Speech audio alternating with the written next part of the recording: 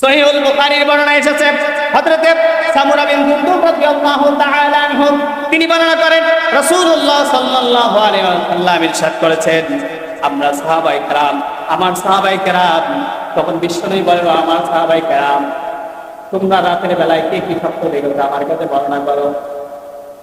সাহাবায়ে কেরাম রাতের বেলায় যে স্বপ্ন দেখতেন তারা বিশ্বনবীর কাছে বর্ণনা করতেন। বিশ্বনবী সেই দিন বললেন, ও আমার সাহাবারা, আমি আজকে রাতের বেলায় যখন ঘুমিয়েছিলাম, ওই সময় দুইজন ফেরেশতা, অন্য এক হাদিসের মধ্যে দুইজন আগুন ব্যক্তি আমার কাছে আসলো, আমাকে ঘুম থেকে জাগালো। জাগার পরে আমাকে বললো, আপনি চলুন। আমি তার সাথে, তাদের দুইজনের সাথে চললাম, চলা শুরু করলাম। চলতে চলতে এমন এক ব্যক্তির কাছে নিয়ে যাওয়া হলো। ওই ব্যক্তি শুয়ে আছে, তার পাশে আর এক ব্যক্তি পাথর, একটা বড় পাথর নিয়ে দাঁড়িয়ে আছে।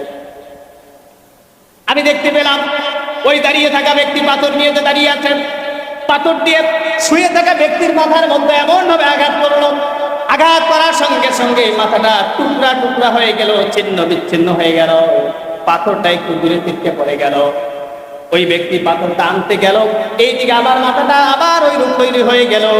আনার পরে আবার মাথাটার মধ্যে যখন আঘাত করলো, মাথাটা ক্ষেত্রে চূর্ণ বিচ্ছিন্ন হয়ে গেল। পাথরটা সরতে পড়ে গেল, আবার পাথরটা আনতে গেল, এইরকম ভাবে আনতে যায় মাথা ঠিক হয়ে যায়, আবার মারে, আবার পাথরটা আনতে যায় মাথা ঠিক হয়ে যায়, এইরকম ভাবে আঘাত করতে আছে।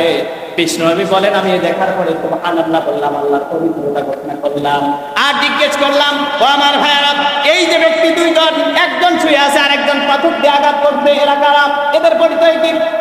ওই ফেরেশতারা বললেন, ইয়া রাসূলুল্লাহ, ইয়া হাবিবাল্লাহ, আল্লাহর নবী, এরা হলো ওই সব বান্দা-বান্দী, আল্লাহর বান্দা-বান্দী যারা ফজরের নামাজ ওয়াক্ত হয়েছে, আযান হয়েছে, তারা নামাজ বাদ দিয়ে, ফজরের নামাজ বাদ দিয়ে তারা ঘুমিয়েছিল, ঘুমিয়ে রাত কাটিয়েছে, তাদের শাস্তি হলো এইরকম। নাউযুবিল্লাহ। একটু চিন্তা করুন তো দেখি, তাহলে আযান হয়ে যায়, আমরা নামাজ বাদ দিয়ে ঘুমিয়ে থাকি, নামাজ বাদ দিয়ে ঘুমিয়ে থাকি, এই শাস্তিকে আমরা নিতে পারবো? এত কঠিন শাস্তি।